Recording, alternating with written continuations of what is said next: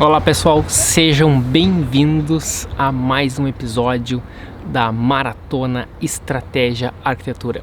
E o tema de hoje é um tema muito especial, é um tema que eu adoro conversar, adoro falar, é como trilhar uma carreira internacional na arquitetura. Então, se esse tema te interessa, se em algum momento da tua vida tu já pensou sobre isso, ou cogita a hipótese de em algum momento trilhar uma carreira internacional, ou quer saber se a carreira internacional é para ti ou não, então fica até o final que a gente vai a fundo nesse assunto. Eu iniciei a minha carreira internacional, foi muito por acaso, foi, digamos, na cara e na coragem. Em 2006 eu resolvi me mudar para Itália. E por que eu escolhi a Itália? Eu escolhi porque eu precisava de uma cidadania italiana, né, para realmente ter essa segurança de poder trilhar a carreira internacional. Então eu não tinha cidadania na época, então eu comecei pela Itália. E então ele é um país fantástico, incrível, e eu nunca tinha viajado para o exterior antes. E foi então quando eu comecei essa minha carreira internacional. Eu fui para lá, eu achava que eu sabia falar italiano, mas na verdade eu não sabia falar nada, né? Quando eu cheguei no aeroporto, eu lembro de uma história, isso me marcou muito. Quando eu cheguei no aeroporto, eu vi que tudo que eu tinha aprendido de italiano no Brasil, que eu entendia perfeitamente a minha professora falando italiano, só que a minha professora era brasileira, né? Quando eu cheguei na Itália, eu não entendia nada do que eles falavam. E fui pedir uma informação, como que eu consegui um táxi, né? Foi a primeira pessoa que eu vi no aeroporto, e aquele aquele italiano, me disse, vem comigo, né? E daí ele falou para entrar no carro, eu como assim, né? E ele disse, isso, deixa que eu te levo lá, né? E eu pensei, nossa, então os táxis aqui, eles parecem carros normais. E daí depois eu descobri, né, ele me cobrou, sei lá quanto, 20, 50 euros, nem me lembro quanto foi, pra me levar pro centro de Milão. E quando eu cheguei lá, que eu descobri que aquele cara, ele não era um taxista, ele era só alguém que estava voltando pra cidade e teve a oportunidade de fazer um dinheiro, né, me dando uma carona para o centro enquanto eu estava procurando um táxi, né? E então eu cheguei à conclusão que logo de cara eu já vi que a Itália realmente é um lugar bem diferente, meio bagunçado assim, mas super especial, né? E então é isso, né? A barreira da língua é uma delas, né, que a gente tem que ter consideração. E geralmente a gente acha que sabe falar bem uma língua até chegar naquele país. Daí a gente descobre que não é bem assim. Agora vamos ao principal, né? Por que trilhar uma carreira internacional? Se a gente vai enfrentar alguns desafios, por que fazer isso, né? E esse porquê eu acho que é uma das coisas mais simples de a gente conversar. Porque a arquitetura internacional, ela é diferente do Brasil, ela tem valores diferentes, e em muitos países tem a parte conceitual, ela é muito mais forte, muito mais presente do que no Brasil, por uma série de condições. Muitos lugares são mais ricos que o Brasil, então eles têm condição de investir um tempo maior de projeto, tem condição de investir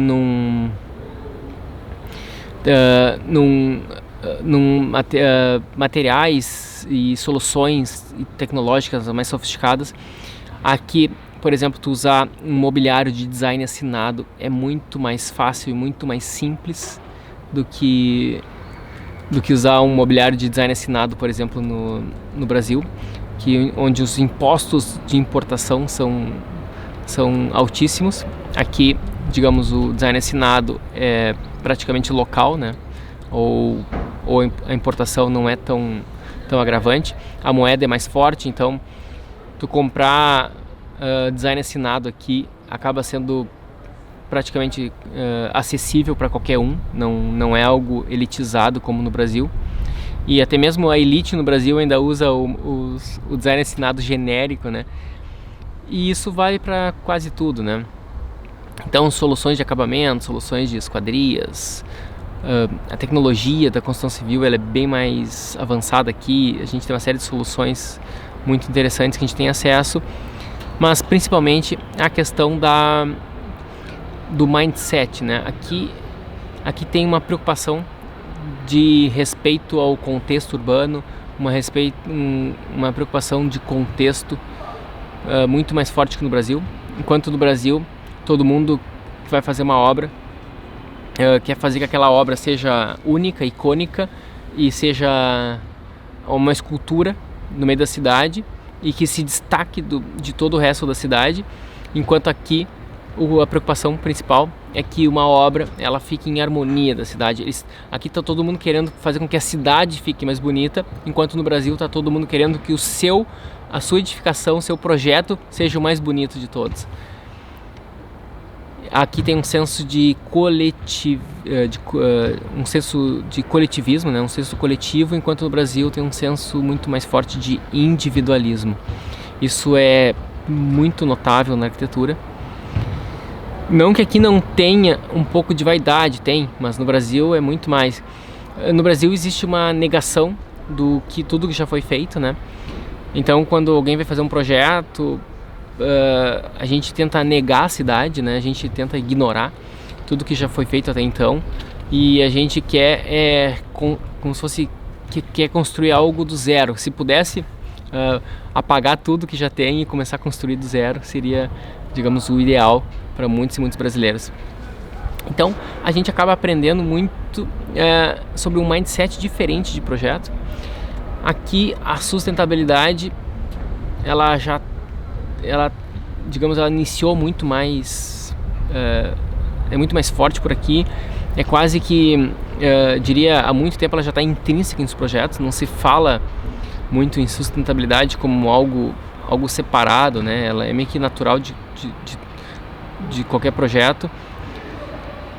E a gente tem condição de trabalhar em grandes projetos, com grandes equipes, com um longo tempo de execução de estudo para cada projeto, e ganhando salários mais altos, pagamentos mais altos, todo o grupo é mais alto, então o terreno é mais caro, a mão de obra é cara, então e o aluguel também é muito caro, então todo mundo tem interesse em estar fazendo um empreendimento, e porque vai ganhar muito dinheiro com isso.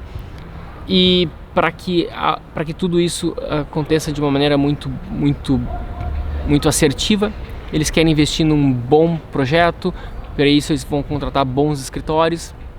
Então os bons escritórios valorizam bons profissionais, e os profissionais que eles contratam, eles procuram sempre treinar e aperfeiçoar. Eu diria que está muito mais próximo de um mundo ideal em termos de arquitetura, e por isso é encantador a gente ter em algum momento da vida, né, se for o teu perfil, essa experiência internacional.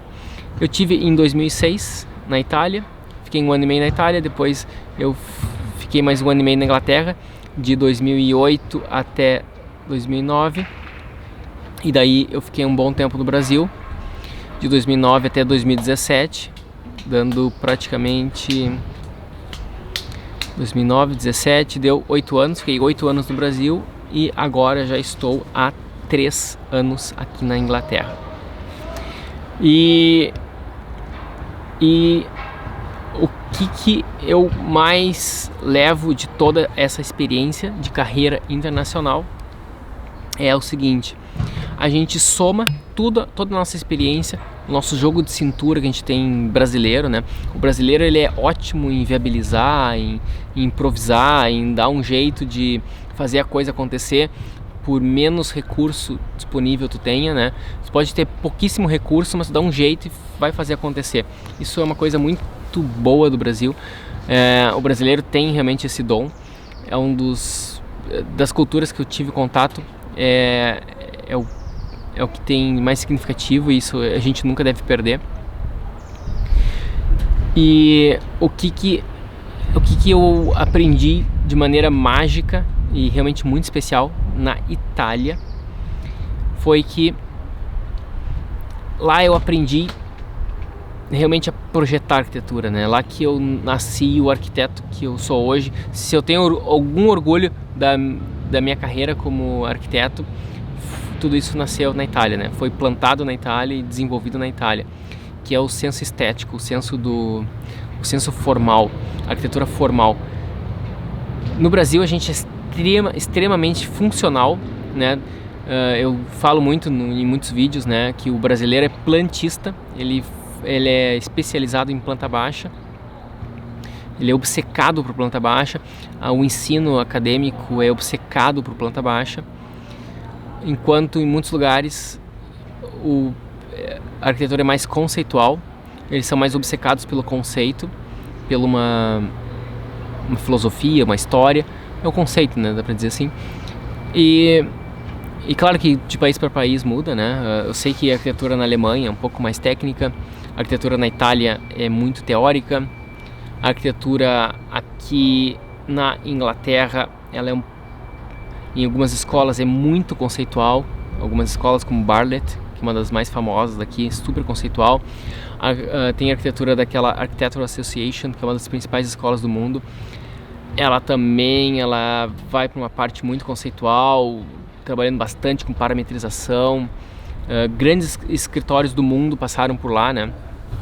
Oma, Big, Zaha Hadid, grandes nomes da arquitetura passaram por essa escola, que é chamado Architectural Association, ou AAAA, né? São duas letras A. Mas na prática não é que todos os escritórios trabalham com isso, na verdade são raríssimos os escritórios que trabalham dessa maneira, que conseguem realmente trabalhar com tanto conceito na arquitetura, mas a gente acaba sendo influenciado, né? E o legal é que existe grandes investidores que estão buscando isso, alguns mais, outros menos, mas isso é mais presente por aqui. Isso é o mais bacana de estar tendo essa experiência na Inglaterra. Eu diria assim, os pontos fortes a gente, não só na Inglaterra, né, em países ricos, os pontos fortes a gente consegue desenvolver por muito mais tempo um projeto, a gente consegue contar com uma equipe maior, são mais mentes trabalhando naquele projeto, então é mais rica a troca. Aqui é muito forte a questão de diversificação, como se diz, muitos estrangeiros trabalham nos escritórios, então é muito diversificado a cultura aqui. Então tu está trabalhando com ingleses, italianos, espanhóis, alemães, franceses, pessoal de várias partes, né? Singapura, então tem asiáticos, japoneses, americanos é o que eu menos vejo por aqui, latinos é mais raro, com certeza, europeus são a maioria, né? Então os europeus, é muito comum europeus ficarem trocando de país por aqui, e asiáticos, é mais comum ver asiáticos do que americanos por aqui. E isso é muito legal, né? A gente acaba tendo esse contato que extrapola até mesmo a questão profissional. A gente não fala somente de arquitetura, a gente acaba absorvendo culturas, não só do país que tu vive, mas também culturas dos outros povos. Se tu tá conversando com um japonês, então tu já tá entendendo um pouco mais como é o mindset japonês, os valores japoneses. E isso acho que é uma coisa muito bacana, a gente acaba aprendendo muito. Outra vantagem legal é que se tu tem a oportunidade de trabalhar num país mais rico como a Inglaterra, ou países realmente mais ricos, né? Tu tem uma tendência a ter salários ou pagamentos, ou sei lá, o serviço que tu for oferecer é muito mais alto. Se tu quiser vender uma imagem renderizada aqui na Inglaterra, tu vai ganhar muito mais dinheiro do que vendendo uma imagem renderizada na Itália ou na Espanha, mesmo sendo a mesma imagem, né? Ou no Brasil também, muito menos. E projetos é igual, se tu for trabalhar para um escritório também tu vai ver como é que tu vai trabalhar, se vai ser um contractor ou vai ser um freelance, ou tu vai trabalhar internamente, vai assinar um contrato com eles. Então tem várias modalidades, Eu adoro a Inglaterra porque é o berço do capitalismo, e o capitalismo ele é muito interessante porque ele é um modelo focado em valor, em construção de valor. Se tu é bom, eles vão te absorver e de maneira rápida, e se tu for bom, tu vai ganhar proporcionalmente ao valor que tu gera. No Brasil, embora a gente pense que está num lugar capitalista, por algum motivo existe uma concentração de riquezas num topo da pirâmide e que é muito difícil descer. Vamos supor assim, na prática, tá? Se tu é um excelente arquiteto e tu encontra um emprego em algum lugar,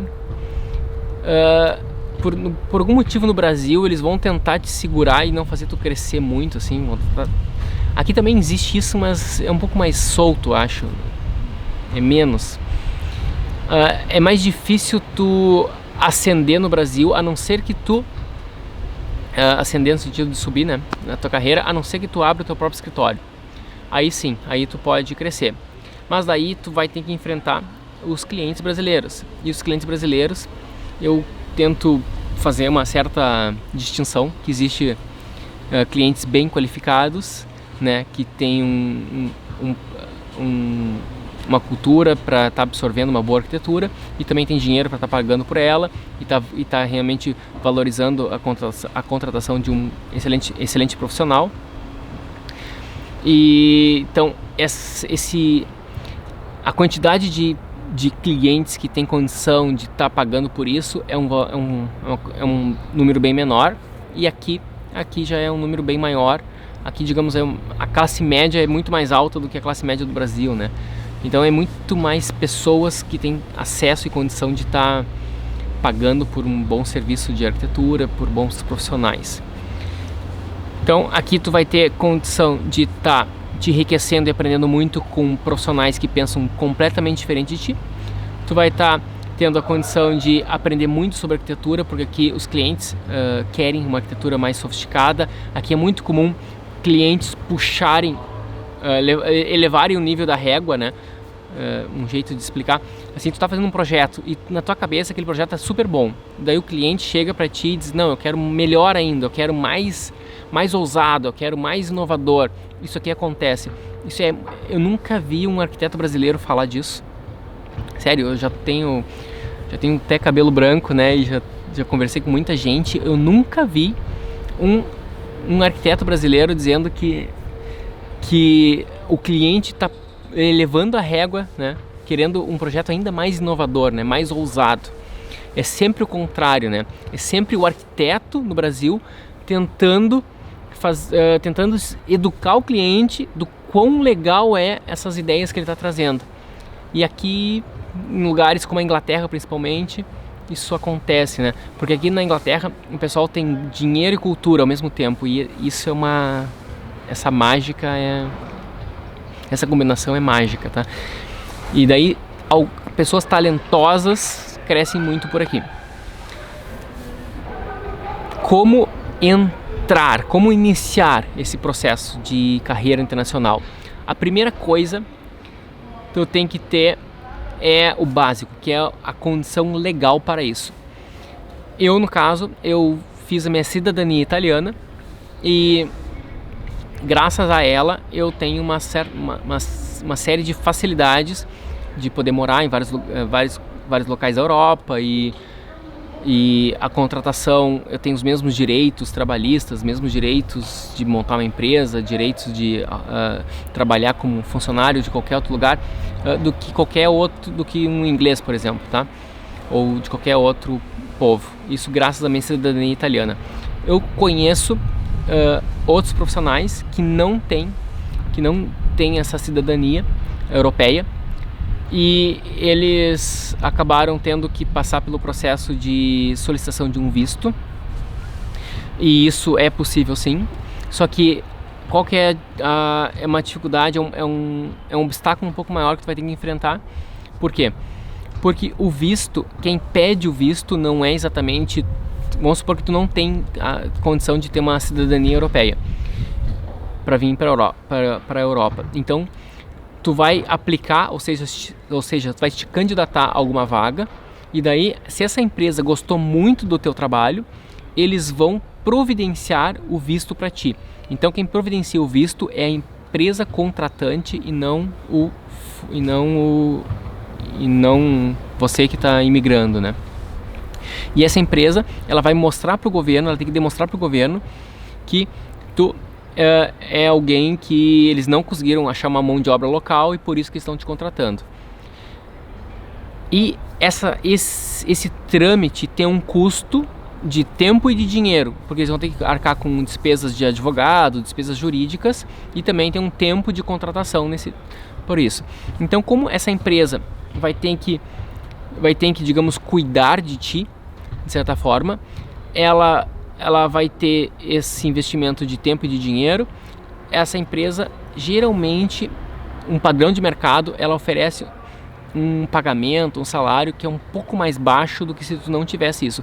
Se tu já tivesse a cidadania europeia, digamos, tu ganharia o teu pagamento cheio, o teu salário cheio, mas se tu tem isso, tem uma tendência a eles descontarem aquele investimento, aquele custo extra que eles tiveram contigo do teu salário, tá?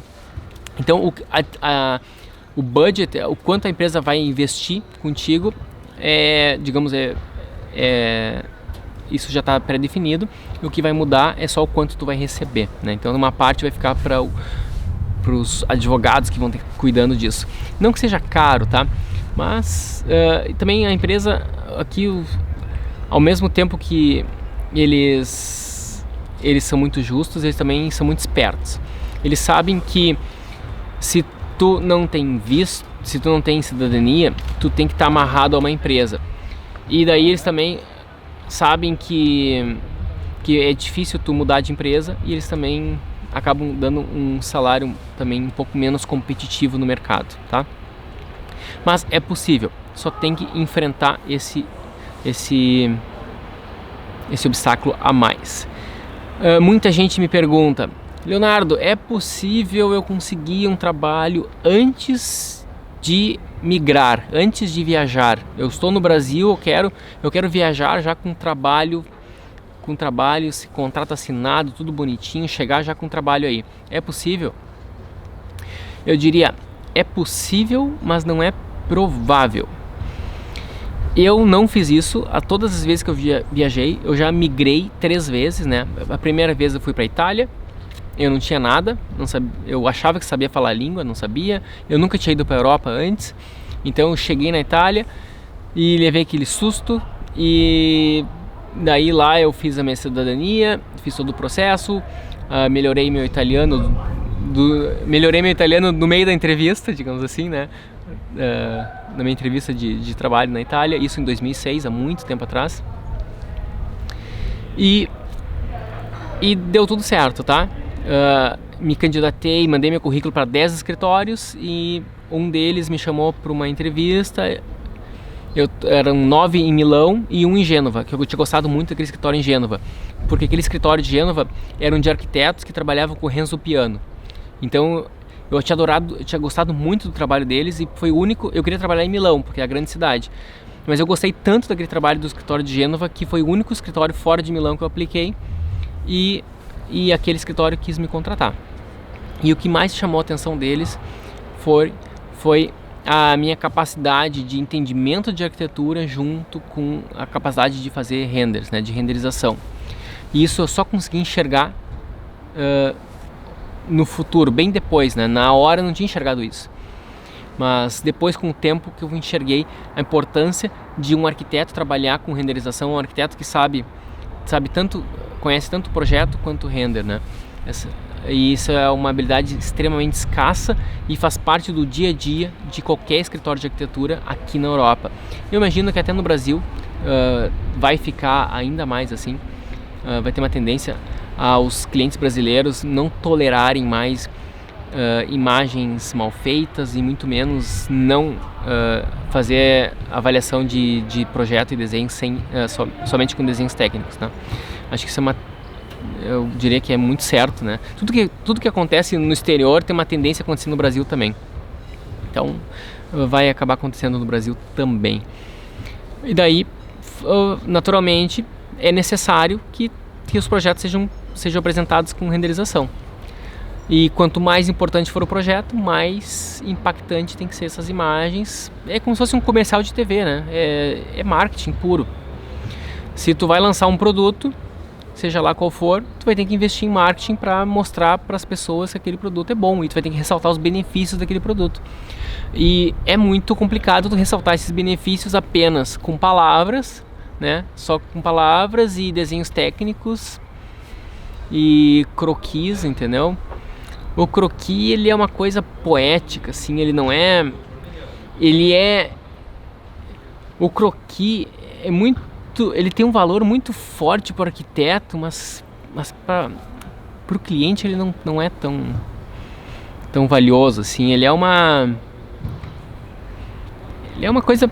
Vou falar uma coisa assim, para encher linguiça, tá? Eu sei que algumas pessoas podem ficar meio chateadas com isso, mas... É como se fosse um diagrama, entendeu? Aqueles diagramas que o pessoal tá fazendo aí em Illustrator, em SketchUp e tal. É pra encher linguiça, entendeu? Não é isso que vai fazer alguém dar um sim pra tua ideia ou não, em função do diagrama. O que faz a pessoa dar um sim pra tua ideia é aquela plantinha bonitinha, aquele sol que tá chegando legal naquele teu ambiente. Quando tu escolheu uma câmera que ressaltou aquele balanço gigante, e a pessoa conseguiu entender a integração dos espaços, mas de uma maneira extremamente humanizada. Porque agora tu tá me olhando, né? Então tu tá enxergando aqui plantas verdes, árvores, tijolo ali atrás, eu com uma camisa, um tom de pele, cor de cabelo. Isso aqui é como vocês enxergam, o ser humano enxerga assim, é como se fosse um render, né? Então é isso que as pessoas esperam. Quanto mais fácil tu deixar a tua comunicação, ou seja, simplificar a tua comunicação, que é... Como é que simplifica a comunicação? Eu tenho que usar, se eu quero melhorar minha comunicação com vocês, eu tenho que falar as palavras que vocês usam, o vocabulário que vocês usam, entendeu? Quanto mais eu me parecer similar ao que vocês já estão habituados, mais fácil vai ser a minha comunicação. E para um cliente é igual, por isso que a renderização ela consegue atingir um resultado, enquanto um desenho técnico ele faz parte do mundo técnico, do mundo dos arquitetos, então não vai dar certo, né? Daí eu cheguei na Inglaterra com o meu portfólio italiano, de uma série de projetos italianos, e eu cheguei em 2007, em dezembro de 2007 eu cheguei na Inglaterra, e daí eu apliquei para alguns estúdios, né? E foi antes da crise de 2008, então o mercado estava super forte, aquecido, eu podia escolher qual escritório trabalhar, e eu acabei fazendo entrevista num escritório grande com mais de 150 arquitetos, chamado AHMM, e aquele escritório me contratou, né? Perguntou quanto eu queria ganhar, eu disse o valor que eu queria ganhar e eles toparam, não reclamaram, né? Foi muito fluido, assim, foi tava mais parecido com um sonho, né? Porque a Itália é um lugar fantástico para morar. Lá eu aprendi como fazer uma arquitetura realmente bacana, ousada, uma arquitetura com alma, com sentimento. Isso foi na Itália que eu aprendi. A Itália ela tem um berço do design muito forte, né? Então a moda italiana, o design italiano, o design de carros italianos, a Ferrari, Maserati, Lamborghini. Então tu vê que a Itália tem uma paixão muito forte por design, né? Lá eu aprendi como é que a gente pensa em design. Então eu achava que eu sabia fazer arquitetura. Quando eu cheguei na Itália, eu começava a falar, o pessoal só botava a mão no meu ombro assim: espera, Leonardo, só escuta que, né? Que eles viram que eu estava muito técnico e com a mente muito fechada, enquanto eles já estavam anos-luz na frente, né? Lá então eu aprendi a importância do detalhe, e a gente projeta lá a partir do ponto de vista do que a gente enxerga, né? O que sai na foto é o que a gente está enxergando. Se eu estou aqui sentado num banco, tudo que eu enxergo é o que é importante projetar. E agora aqui atrás, que ninguém está enxergando, não é relevante, né? E a gente tem que buscar um design extremamente sofisticado e que seja especial, mas não que a gente queira sobrepor ao vizinho. É bem pelo contrário. eles querem algo extremamente sofisticado, muito bacana, mas que eles não estão competindo com os vizinhos para ver quem que brilha mais, que é o que mais acontece no Brasil, né? Tu vai entrar num condomínio de casas, é como se fosse uma competição de qual casa é para ser mais bonita, ou tu vai num centro da cidade, né, onde tem uma série de prédios, é como se fosse cada prédio tentando competir qual é o prédio mais bonito, qual que é o mais alto, sei lá, qual é o mais impactante, né? Qual que vai chocar mais a cidade, qual que vai aparecer mais. A arquitetura é muito vista como status no Brasil, enquanto aqui ela é muito mais vista como um bem-estar. E são coisas diferentes, né? Porque se é status, quando é por status, é como um carro, né? O brasileiro também enxerga muito o carro como status. Se ele amassou a lataria do carro, ele vai correndo arrumar a lataria. Agora, se tá alguma coisa pingando, tem um barulhinho estranho no motor, ele demora para ir para a oficina arrumar. Então o brasileiro dá mais importância para o que os outros veem do que realmente para o que é mais importante. E na arquitetura é muito assim, né? Então às vezes acaba se destoando. Por exemplo, tem gente que vai querer comprar uma imitação de um móvel do que comprar um original feito local, que às vezes pode ter mais qualidade, né? Mas tudo bem, vamos lá. Sobre a minha migração para a Itália, da Itália para a Inglaterra. Então um amigo meu morava aqui em Londres e ele dizia: Leonardo, tem que vir para cá. Aqui é muito melhor, é muito mais tecnológico, a arquitetura aqui é muito forte, o mercado está super aquecido e também tu vai ganhar muito mais dinheiro aqui. E daí, tanto me falar isso, chegou um momento que então eu resolvi migrar e me mudar para a Inglaterra. Vim para Londres e daí eu tinha um inglês bem michuruca, né, bem ruim. E quando eu cheguei aqui, eu levei um segundo susto, que aquele meu inglês que eu achava que era ruim, na verdade ele era péssimo. Mas mesmo assim eu consegui mandar o meu currículo, apliquei e foi com muita facilidade que eu consegui um trabalho aqui. E essa facilidade se deu muito pela minha experiência prévia que eu tinha na Itália. Só o fato de já ter tido trabalho na Itália, digamos, abriu uma série de portas para mim, porque se tu já trabalhou com algum escritório europeu, se tu já está habituado com a arquitetura europeia, eles enxergam que tu é um arquiteto muito mais qualificado. Se tu apenas tem experiência de arquitetura só no teu país latino-americano, aí, tipo Brasil, alguma coisa assim, né? Vamos chamar assim, país de terceiro mundo, né? Eles acabam entendendo como um nível muito baixo de arquitetura, e eu vou concordar com eles, porque no Brasil a gente faz uma arquitetura que é muito diferente, ela é muito aberta, a gente põe qualquer parede, qualquer teto ali, tá tudo ok, né? Tem até uma casa tem algumas casas que o pessoal faz que, tipo, se a esquadria não for de tanta qualidade, não tem problema, porque o clima não é rigoroso, não tem inverno forte, e realmente a coisa pode ser mais simples. Agora aqui na Europa o clima é muito hostil, o inverno é muito rigoroso, então a preocupação com calefação, com uma série de sistemas, aquecimento, as esquadrias têm que ser super vedadas, a questão de iluminação, o sol é mais escasso. Agora eu estou numa época, de muito sol aqui, mas o inverno é extremamente rigoroso, com pouco sol, com pouca luminosidade, e tem muita diferença do inverno para o verão. E então a arquitetura ela é mais desafiante por aqui. Tem muito mais coisa que a gente tem que pensar. Enquanto no Brasil a gente tem muito mais liberdade. Aqui a gente tem mais limitação, a gente não pode inventar muita coisa. Existe uma série de regras, tanto de prefeituras quanto regras de conforto térmico, que a gente tem que respeitar. E o Brasil a gente tem uma liberdade muito maior, e por isso que é muito mais fácil a gente fazer grandes esculturas em arquitetura, por exemplo, principalmente residencial no Brasil, né? Então esses grandes nomes da arquitetura do Brasil, eles conseguem fazer casas que seriam inimagináveis em outros lugares. É uma obra de arte realmente da arquitetura, e isso é um dos motivos que isso é possível, é o clima favorece.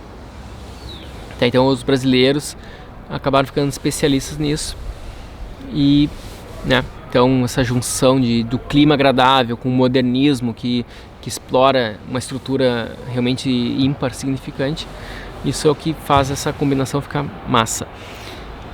Daí aqui a batida é outra. Então, como tem esse limitante técnico de construção, esse limitante de climático, essas condições, também tem o respeito pelo contexto histórico, pelo contexto da cidade, seja histórico ou não histórico. Aqui tem uma oportunidade de se investir em materiais de qualidade, muita tecnologia. Então o design, eles sempre prezam pelo design assinado, é acessível o design assinado. Isso faz com que o processo seja bem interessante. Pessoal, eu vou fazer uma pausa aqui. O seguinte, se vocês acham que esse conteúdo está sendo interessante, vocês podem clicar no aviãozinho aqui embaixo e compartilhar com algum amigo, algum arquiteto que pode estar se interessando por isso. Isso ajuda muito, a gente está difundindo uma boa informação, né? E quanto mais bem a gente faz para o universo, mais o universo te retribui de alguma maneira. Então vamos ajudar, né, quem precisa. Eu acho que e outra coisa, vocês também estão tendo, é interessante dar um feedback do que vocês estão achando e fazer perguntas também, que isso eu acho que é bem bacana, né? A gente pode achar ainda mais rico essa nossa conversa. Outra coisa muito massa de trabalhar por aqui é que a gente tem a oportunidade de trabalhar com grandes escritórios e a gente consegue viver o mundo corporativo, assim, um escritório por exemplo, eu tinha meu escritório no Brasil e ele tinha 1 ou 2 funcionários, não, eu tinha um sócio na época, era um sócio e mais 2 estagiários, e eu não conseguia coordenar aqueles 2 estagiários, e eu ficava imaginando, né, tudo que eles faziam depois eu ficava meio, eu não sabia delegar, eu não sabia revisar, não sabia avaliar, e às vezes eu pedia uma coisa e não via do jeito que eu queria, e daí eu pegava e refazia eu mesmo, eu tinha essa dificuldade, né, de lidar com um simples estagiário. E eu pensava, como que aqueles escritórios gigantes funcionam, né? Como que eles conseguem, como que o Foster, por exemplo, a Zara, sozinha consegue, né, fazer com que aquele monte de gente trabalhe e aquelas obras aconteçam bem como eles gostariam que acontecesse. E aqui a gente tem a oportunidade de entender isso. Então a gente entende muito mais como funciona esse mundo corporativo, esse mundo empresarial. E aqui na Inglaterra também eu entendi a importância do cliente.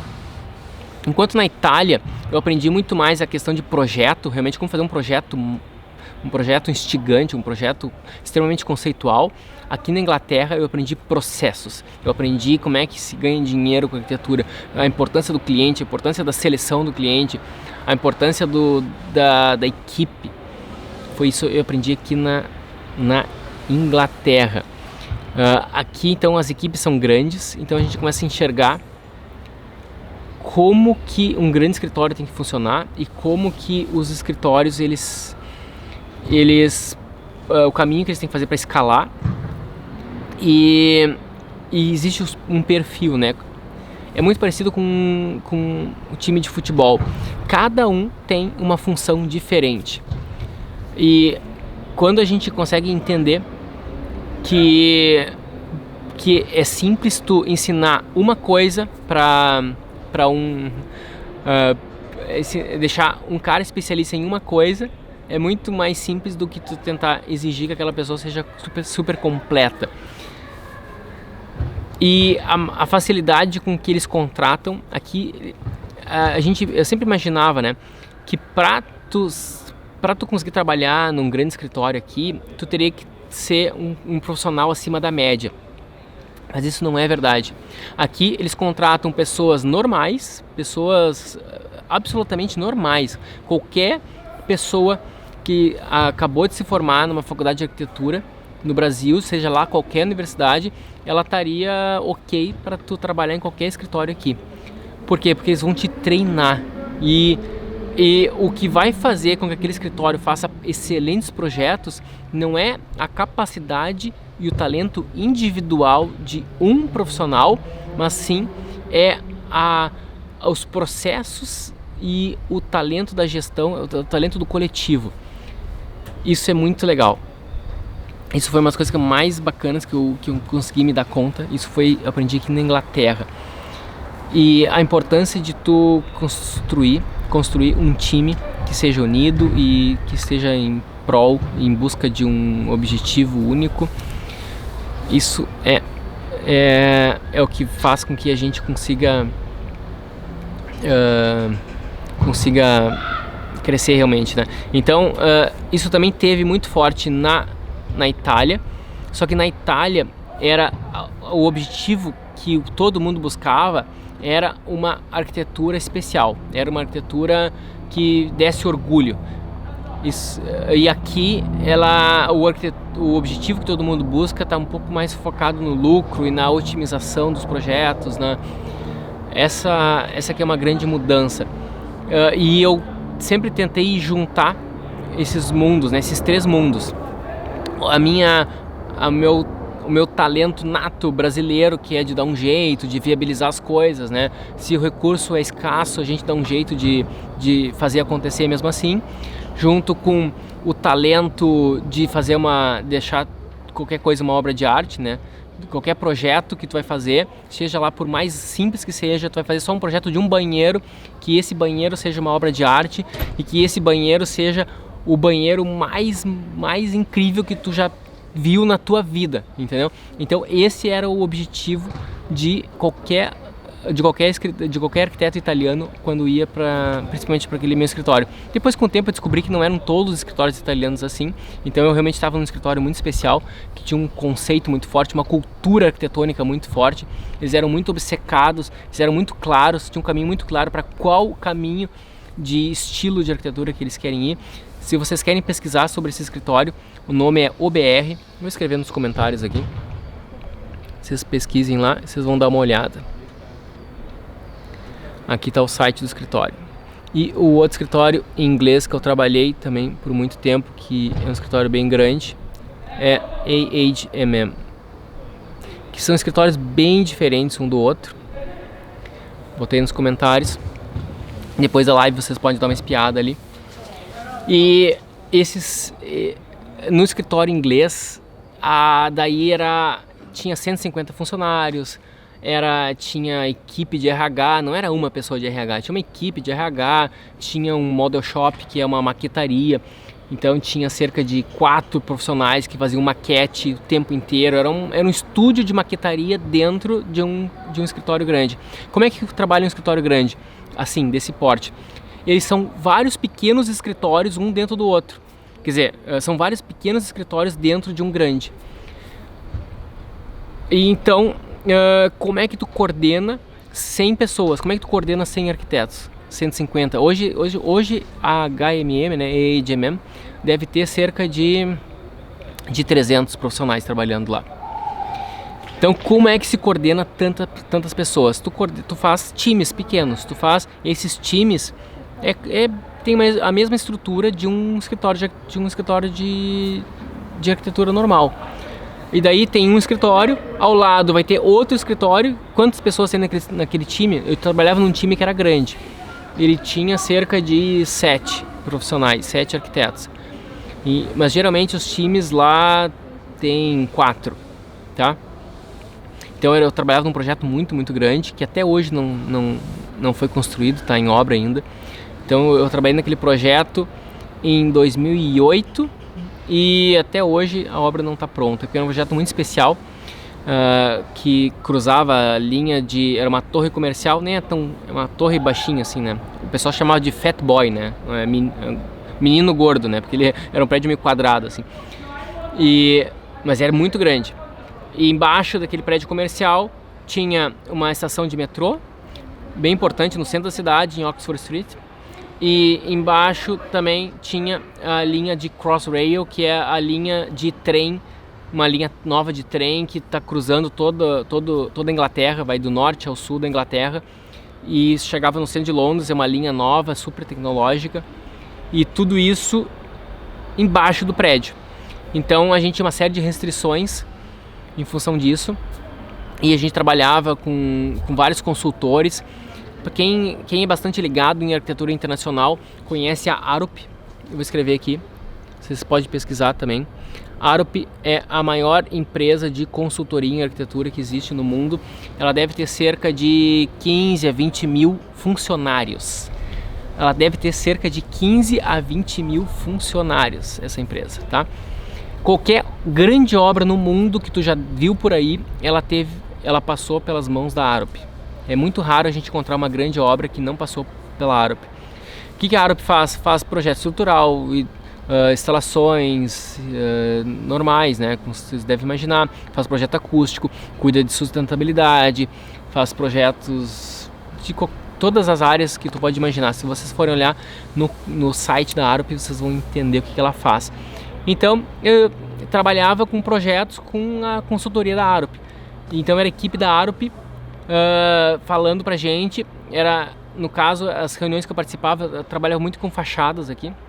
Fachadas e estudos de recepções, né, dos principais espaços condominiais, e estudos de fachada é o que mais, até hoje é o que mais trabalho, tá?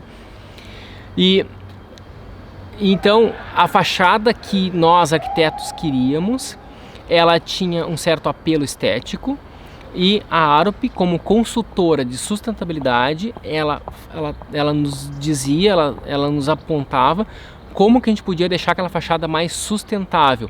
Então a gente usava triple glazing, que é vidro triplo, tinha que respeitar um percentual de vidro para um percentual de massa sólida.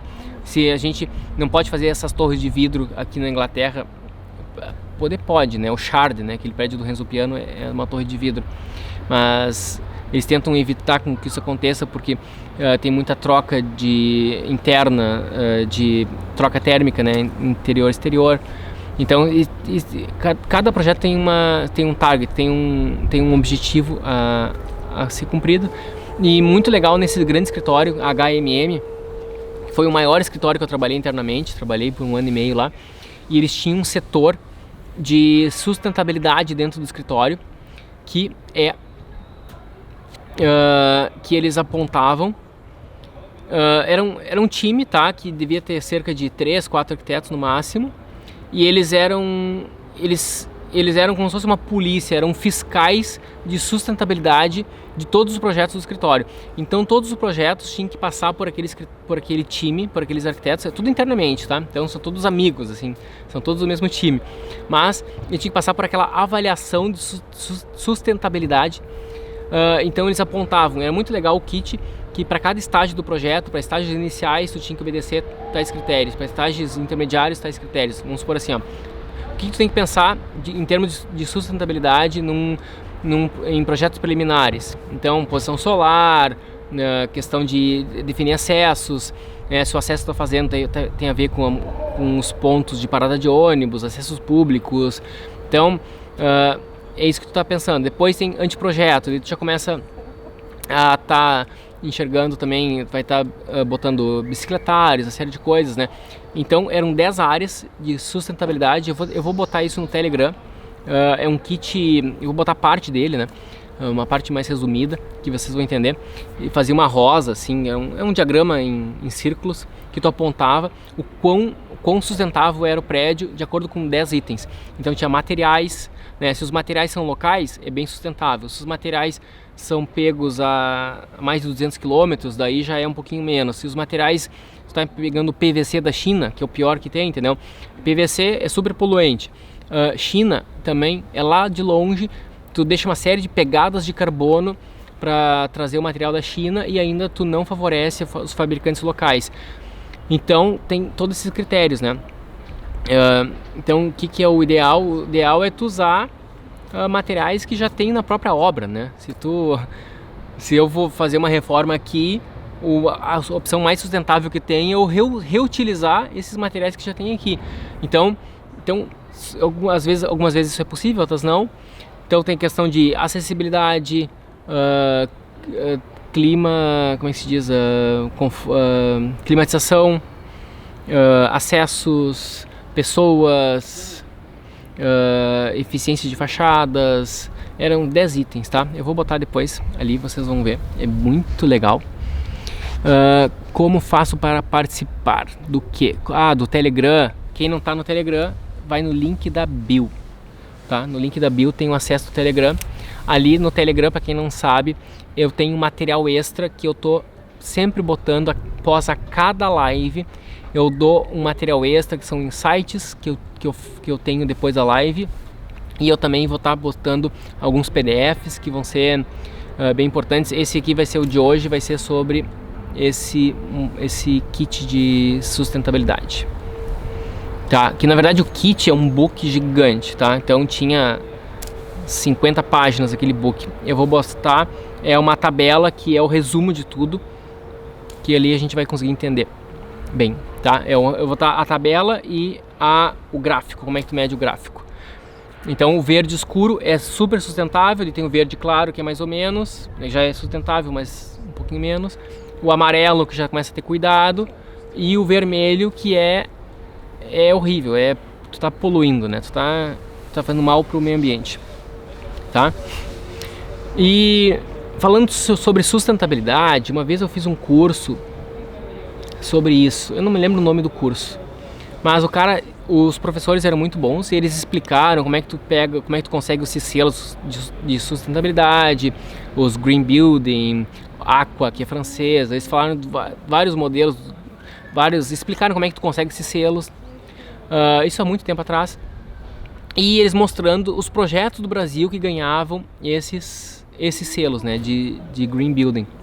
E o primeiro projeto que ganhou foi a agência do Banco Real, pesquisem aí. A agência do Banco Real, que é um banco, nem sei se existe esse banco ainda. E era uma agência que era em vidro, era uma fachada de vidro para oeste. E eles ganharam a certificação de Green Building na categoria Silver. Se não me engano, são 3 ou 4 categorias. A primeira sei lá se é Gold. Então a Silver, se não me engano, era a segunda. Então tava uma categoria bem alta de sustentabilidade. Foi o primeiro projeto do Brasil que ganhou. O que significa isso? Que esses selos de sustentabilidade, eles são um pouco falcatrua, eles são meio fake, assim. Eles têm uns critérios que eles estabelecem, mas tu pode até ter fachada envidraçada para o oeste no Brasil, que é um lugar super quente, que tu pode ganhar, tá? Desde que tu ponha um ar-condicionado tal, tu faz algumas intervenções que, segundo o critério deles, que é uma tabelinha, aquilo vai virar sustentável. Agora, se tu quer fazer um projeto sustentável de verdade, tu vai ter que ir muito além do que esses selos solicitam. Hoje pertence ao Santander, é isso aí. Então na época era Banco Real. Só escrever ali Banco Real, Green Building no Google, vocês vão ter essa informação. Hoje em dia não sei se os critérios desses selos melhoraram ou não, mas sei lá, eu nunca fui o cara de pesquisar, de querer selos. Na época eu queria entender como era isso, por isso que eu fiz o curso. Depois aquilo achei meio besteira. E daí eu foquei toda a minha energia em fazer uma arquitetura que é super impactante, né? Se vocês forem olhar a minha arquitetura, ela é muito formal e ela sei lá, foi o jeito que eu entendi na Itália, né? Na Itália que eu aprendi, a gente tem que ser formal, mais formal do que funcional, e aí a gente vai aparecer e a gente vai se destacar. E as pessoas vão ver o teu material, vão enxergar a tua arquitetura e tu vai estar construindo uma identidade, um estilo, tá? Agora, se tu tem selo, o selo não é um diferencial, né? Vamos supor que tu consiga um selo, esse Green Building, e daí os outros escritórios também conseguem, e daí tu te igualou, entendeu? Tu tá igual aos outros. Agora, se tu desenvolve uma estética que tu faz uma certa combinação de materiais e aquilo tá consistente nos teus projetos, tu tem algumas características de projetos que as pessoas conseguem perceber, que são recorrentes e tu acaba te adonando daquilo, tu acaba tu acaba te adonando, né? Aquilo acaba pertencendo a ti. Aí sim, isso sim é um grande diferencial que tu tem que ter. Então eu não sou um cara que vou aconselhar vocês a perseguir esses tipos de selos. Se algum título é importante ter, é uma cidadania europeia, isso sim, se algum momento tu quiser viajar, ou para quem tem sorte também, pode ter alguma cidadania, ou green card, né, ou cidadania americana, ou alguma coisa assim. E agora, como é que a gente vai conseguir trilhar essa carreira internacional? Em primeiro lugar, a gente tem que ter ou a cidadania ou o visto. Segundo lugar, a gente vai para a parte da entrevista, né? Vai para o portfólio. Vai ter um portfólio. O portfólio, antes da entrevista tem um portfólio. A gente vai ter que fazer um portfólio que seja no padrão inglês. Num padrão, inglês é o que eu mais conheço, tá? Num padrão europeu, vamos chamar assim. Eu gosto muito do padrão inglês, porque tu vai fazer língua inglesa, e a Inglaterra é muito organizada, é muito top, é muito profi, e eles vão... se tu aplicar o portfólio e o currículo do padrão inglês, tu vai poder arrumar trabalho em qualquer lugar, na Alemanha, na Itália, em Portugal, qualquer coisa, tá? Tu já vai estar num nível bem alto de apresentação, então todos os outros naturalmente vão ser tranquilos para ti. E se tu quiser, tu pode fazer só em língua inglesa, e se tu quiser também, tu pode mudar para a língua em outro lugar também. Tá? Vamos supor que tu vai aplicar na Espanha, então se tu quiser, tu pode... Se tu quiser traduzir para o espanhol, acho que seria uma boa, né? Em vez de entregar um currículo, então brasileiro entregando em inglês, mas é bom tu já traduzir para o espanhol. Tá, como é que é feito esse currículo? Esse currículo, ele é... eu vou botar alguma coisa no meu Stories de hoje, ou no meu Instagram, ou no Telegram, não sei se eu ponho no Telegram, talvez eu vou botar no Telegram, tá? Vou botar no meu Telegram alguma coisa do meu currículo, e vocês entenderem um pouco como é que ele funciona. Que ele geralmente é 2 páginas, tá? Tu vai ressaltar os seus trabalhos em arquitetura nele. Tu tem que botar, em primeiro lugar, a informação fundamental que não pode faltar de jeito nenhum no teu currículo, é o teu nome, o teu e-mail, o teu telefone e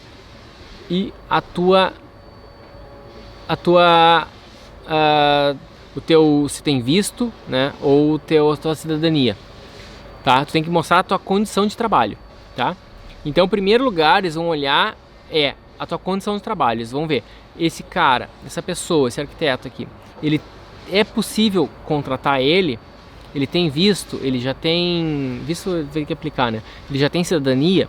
Se ele não tiver, é bem comum que eles põem para o final da fila, tá? E eles vão ver os próximos. Agora, se tu tem isso, né? Então, tu tem que ter os teus nomes dados, nome, e-mail e telefone, que é para te contratar. E daí depois tu vai botar também a questão de tua escolaridade, né? A tua formação de arquiteto. Eles não vão verificar teu currículo, teu diploma. Nunca fizeram isso e não vão fazer. Apenas tu diz que tu é arquiteto e tá valendo, tá? Pessoal, a live vai acabar daqui 1 minuto e pouquinho. Recebi um aviso do Instagram. Mas como eu queria concluir algumas coisinhas, quando acabar a live, eu vou reiniciar. Então eu vou convidar todos vocês a entrarem novamente, tá? Então essa limitação do tempo é da ferramenta. E daí eu inicio uma nova live, daí eu continuo falando de como é que a gente tem que se apresentar e como é que a gente vai conseguir um trabalho no exterior, tá? Principalmente na Inglaterra, mas serve para todos os outros, tá? Então acho que esse tema é bem importante e eu quero realmente deixar vocês bem claros de como é que vocês vão trilhar esse caminho internacional. Alguém fez uma pergunta aqui, deixa eu ver se eu... tem umas coisas aqui que eu não... Pode comentar se esses selos, certificações agregam valor ao projeto, valor financeiro? E eu acho que não.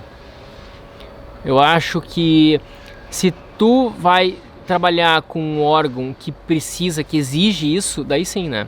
Vamos supor, tu vai trabalhar para um banco e o banco exige, né, segundo uma norma de cima lá da diretoria, diz que para contratar precisa ter esse selo. Nesse caso precisa.